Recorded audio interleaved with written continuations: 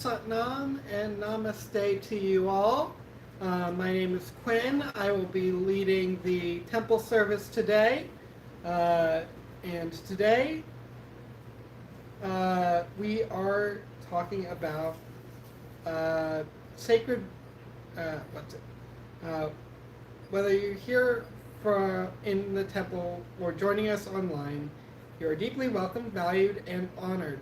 All people of any faith, any belief, any walk of life are welcome here.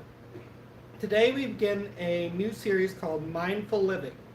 This series is about learning how to bring awareness into everyday life, not just during meditation, but into our thoughts, emotions, choices, and relationships. Mindful living is how healing becomes something we live, not something we visit once a week. Today is about awakening awareness, gently, compassionately, and without judgment. So today we're going to do the following chant. So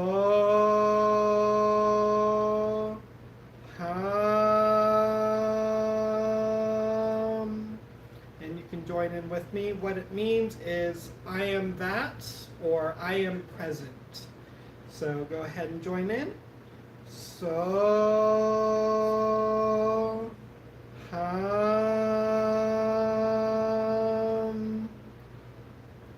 so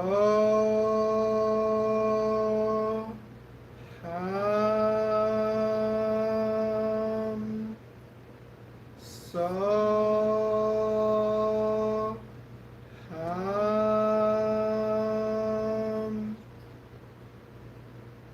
and just allow the vibration to bring you into the present moment. Let the mind soften, let the body arrive, and let awareness settle into now. So today, we're teaching about what is mindful living. Mindful living is not about being calm all the time. It's not about controlling thoughts or avoiding emotions. Mindful living is about awareness. Most of life is lived on autopilot. We wake up, move through routines, respond to stress, replay the past, worry about the future, often without realizing we're doing it. Mindfulness interrupts autopilot. It brings us back into conscious choice. Mindful living means noticing instead of judging, pausing instead of reacting, responding instead of repeating, being present instead of elsewhere. When we are mindful, we begin to notice how we live, how we breathe, how we speak to ourselves, how we react under pressure, how we make choices, how we treat others. Awareness always comes before cues. So with that, I'll go ahead and get us started on our guided meditation for today, which is about returning to now. So you can go ahead and close your eyes or soften your gaze and feel your body supported by the cushion or the seat or whatever you're sitting on. And notice the breath moving in and out.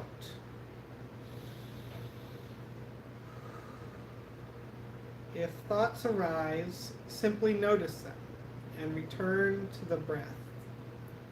There is nothing to achieve, nothing to fix, just this moment.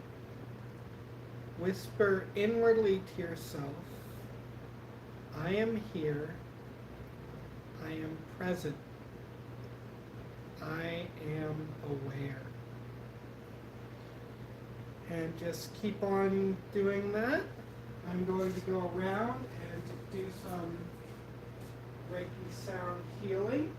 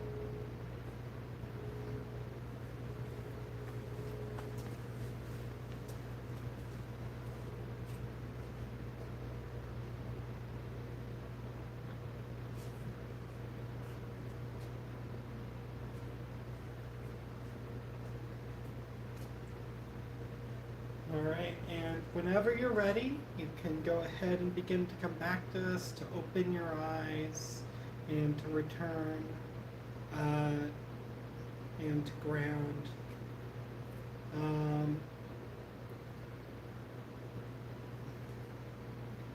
Now, next up, we have an intuitive group game, and those of us who are here can join in if they feel like it, or if you at home want to join in on that, you can go ahead. What we're going to do is we can sit on cushions right here, and Miguel, do you want to join me? All right.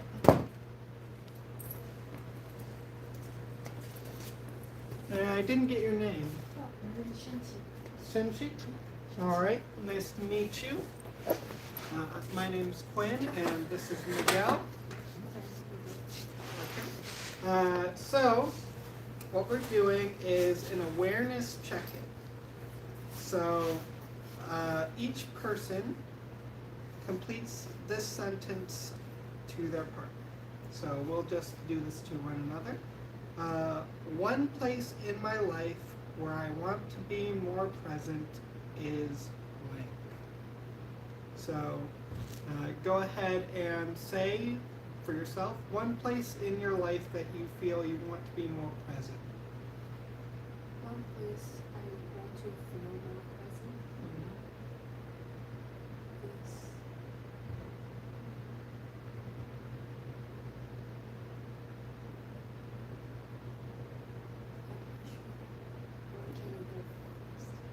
Okay, I'll go ahead and go first.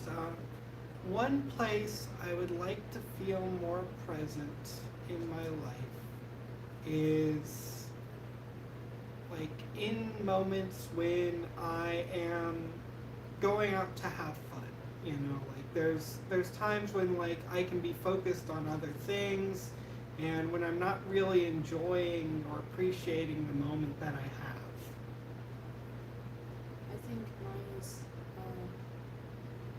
like some moments I will feel very anxious, and that moment will take me away from the moment I should enjoy more about what's happening on site. All right. And Miguel?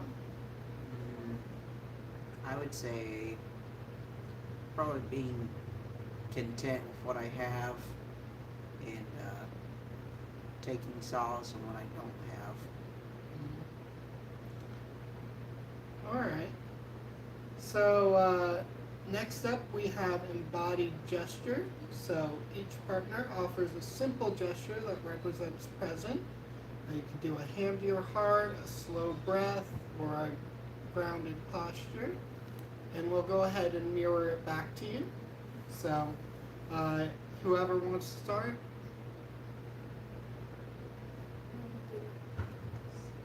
Okay, like this. Okay. And for me, it would be like this.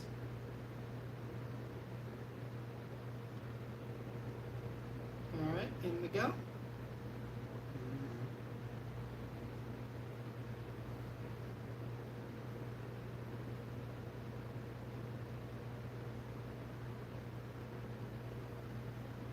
All right. Next up, we have shared breath.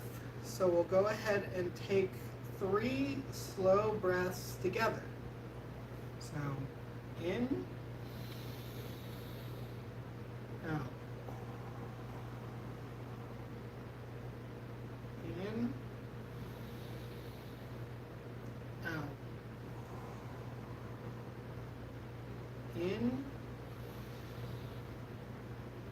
out.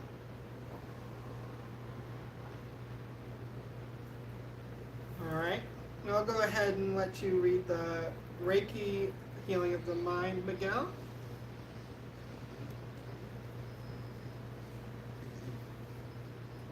Notice where your attention goes most often.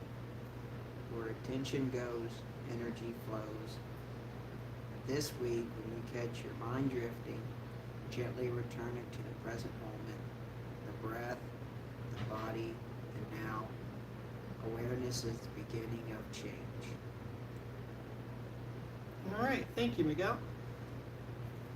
So this week as well, we've got some homework and integration for those of you here and those of you at home.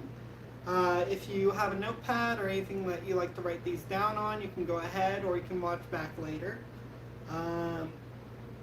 The affirmation for this week is I choose presence.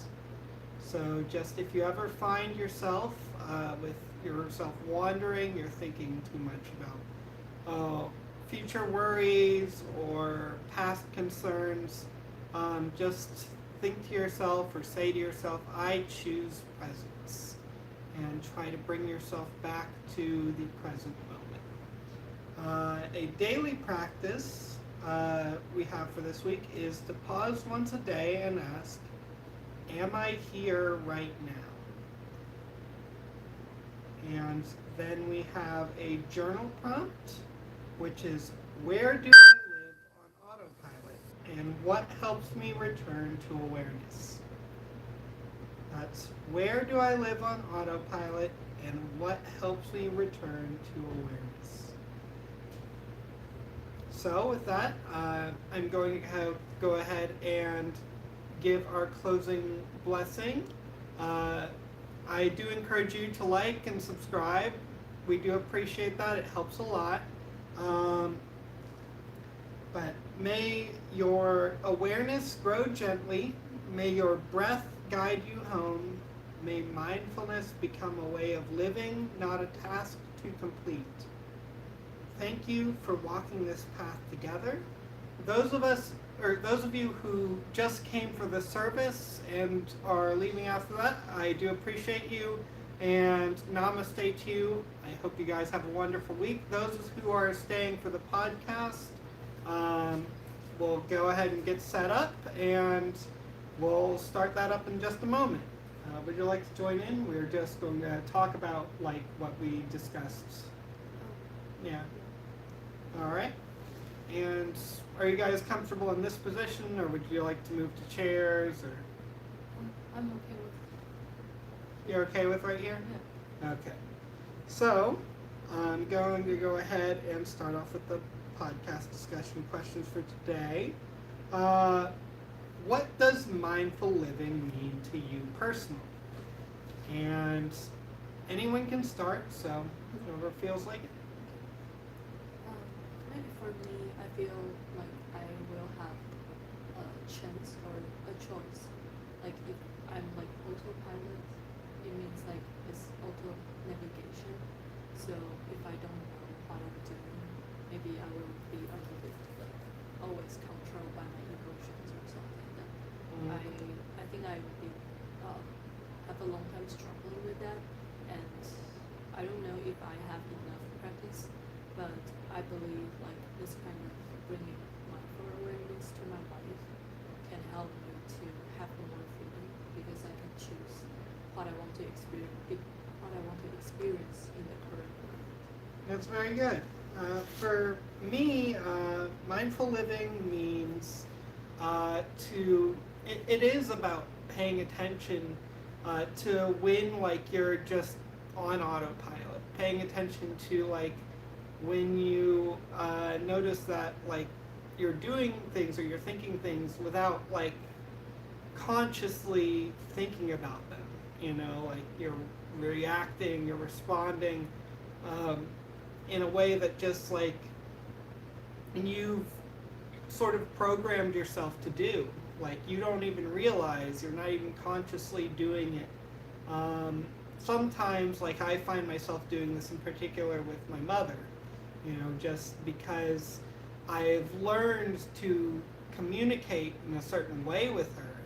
And so sometimes I'll just automatically like I'll say something out of frustration or irritation, and really like I'm not even thinking about it. I feel the irritation, and before I even think about it, I've already said something that's going to bother. Miguel, what do you think? Well, I can't do better unless I know better. And so part of that is being aware of what I'm doing. So if I know I'm doing something wrong, or if I know the triggers are there that could lead me into a negative emotion, then I try to take hold of that. So if I know, hey, if this particular feeling will lead to this action, or this particular trigger will lead to this emotion, then I try to take hold of that, so that way I know, okay, I know this will lead to this and this will lead to this, so it's usually best to nip it in the bud early so it doesn't become that spiraling, that spiral of negativity and just bad feelings. All right. Well, next up, the next question is, where do you notice autopilot most in your life? So, what is something that you do that you tend to notice that you're more on autopilot than not?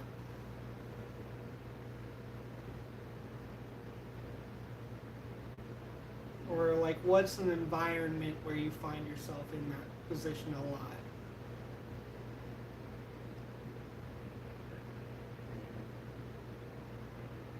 I mean, work is usually the most common. I feel like for a lot of people it tends to be work. Yeah, I definitely agree with that. I often find myself on autopilot at work as well. Yeah, because it's just kind of repetitive, doing the same thing over and over again. So a lot of times it's like you kind of just shut off your feelings. A lot of times, and then when things don't go as I had hoped, or something happens where the product doesn't come out the way I had hoped or intended, then it kind of throws me off my balance and kind of takes me out of my autopilot mode and puts me in my feelings. All right. And she's sweet.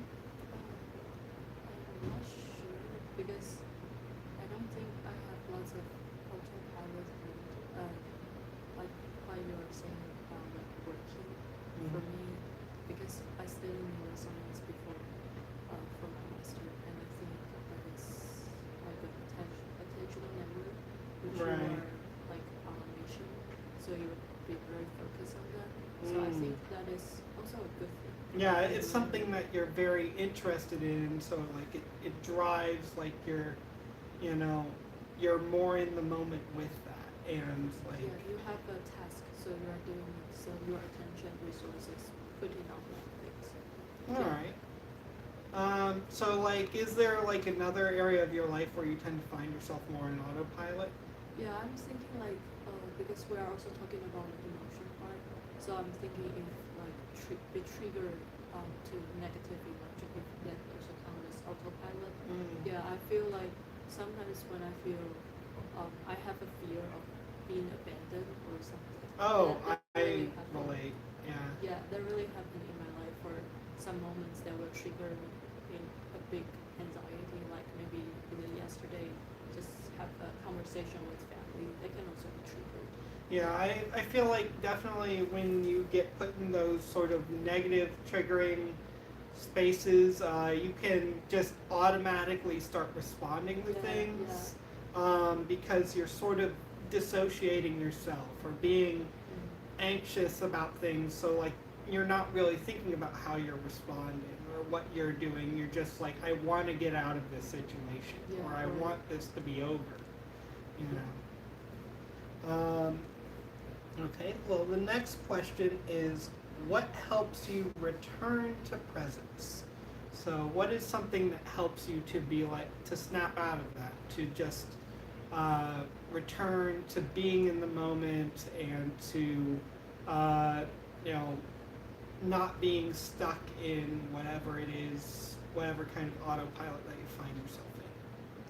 Yeah, I feel recently, maybe this year, or also yeah, just recently, I feel stay at home and have a cozy bed, like just trying to make my personal space become more comfy and feel a little bit like attached.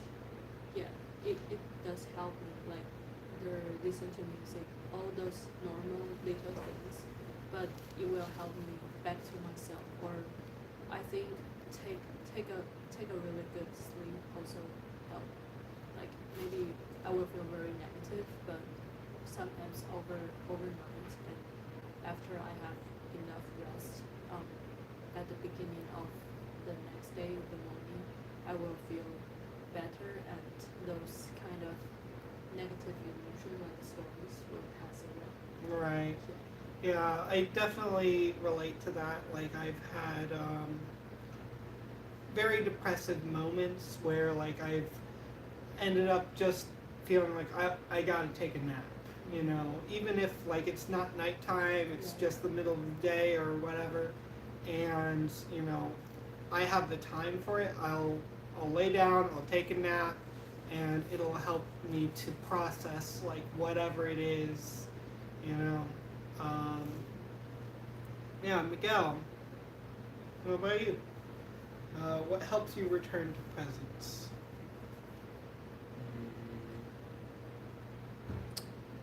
Well, I don't usually have a defined thing, but I would say it just really depends on the situation in the moment. But I would say oftentimes prayer is very powerful for me.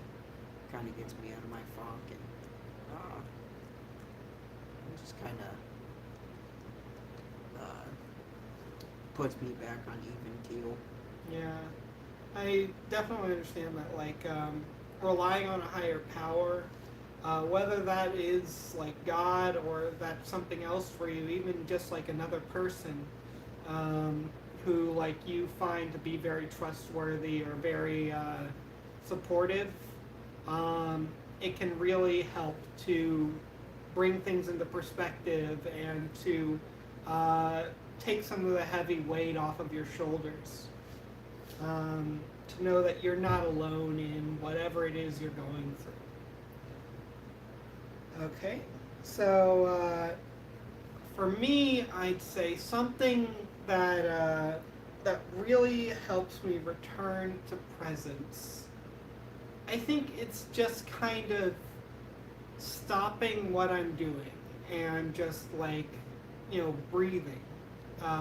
Just kind of noticing like the ground beneath my feet, noticing like the physicality of the moment, recognizing that I am here, this is the current date, this is the current time, like, you know, I'm right here. I'm not in that past moment that I keep thinking about, or like I'm not in that future moment that I'm trying to get to or that I'm worrying about.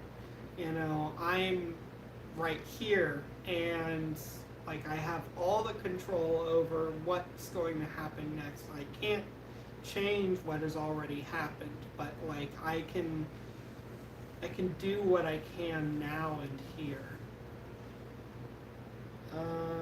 So next up, what surprised you about today's practice, if there was anything?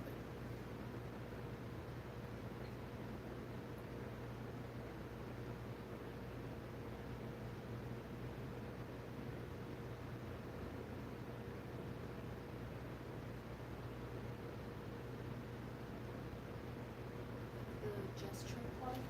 Mm. Yeah, I feel. Yeah, I really like those embodied components. So I feel it's interesting to see how different people maybe have different interpretation of the present. Yeah. Right. Yeah, and can feel how other people feel when you're doing that. Maybe it also like evoke different kind of meanings to you. So it's like a never ending loop.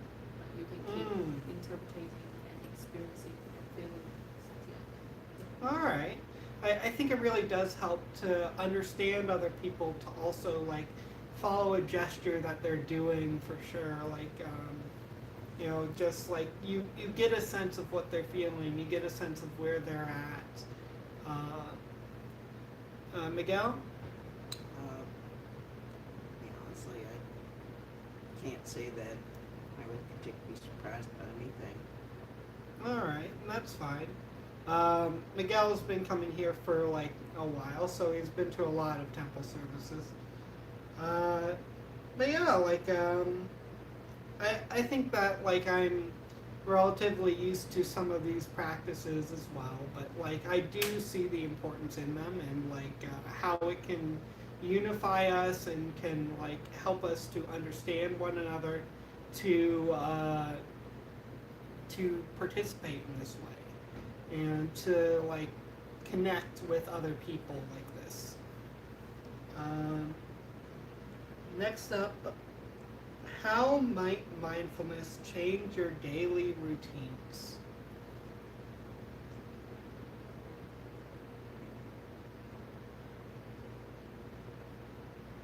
I feel like it's also, as I say, like you provide yourself a freedom to maybe also free yourself from your daily routine, those already pre-planned. So like today, I work at home in the morning, and I'm also seeing like, oh, today I will go to mindfulness meditation. So I feel like it's kind of like a break, but that kind of break is also not like going to sleep. You are like with your clear awareness to experience it, and I don't know, all the things in my life I feel it is experiencing. So this Right. is just provide a different dimension of experience for myself. Yeah, like I definitely do think that we part of daily routine is it's something that we tend to go through regularly.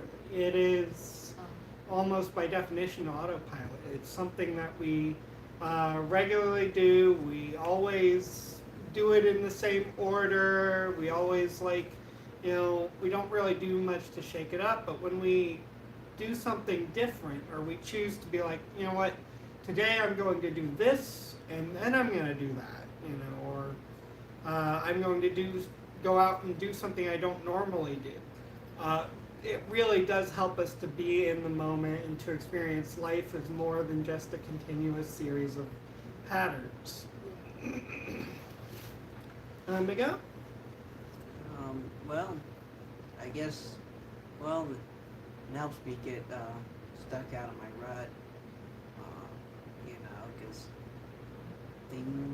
when you do things the same way, at the same time, every single day, every single week, it just gets maddening. So it's always good to kind of just change it up a little bit and make things more interesting, so you're not driving yourself mad with the daily wheel of Right. life. And I feel like it really helps with like even just in certain moments, even if you're doing something that you normally do, just bringing yourself back into that moment and being like, okay, I'm doing this consciously now. Like I am here, I am present, I am like, I'm not just a machine doing this thing. I recognize what I am doing, and I am taking part in it. I am trying to experience it more actively.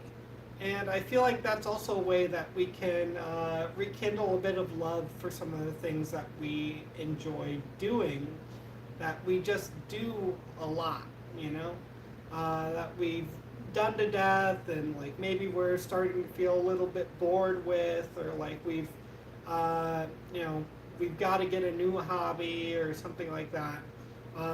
I've heard that when you make your hobby into a job, it can be very frustrating because you used to love this thing, but now you do this thing every day, and you do it for work, and you've got to do it to a certain standard.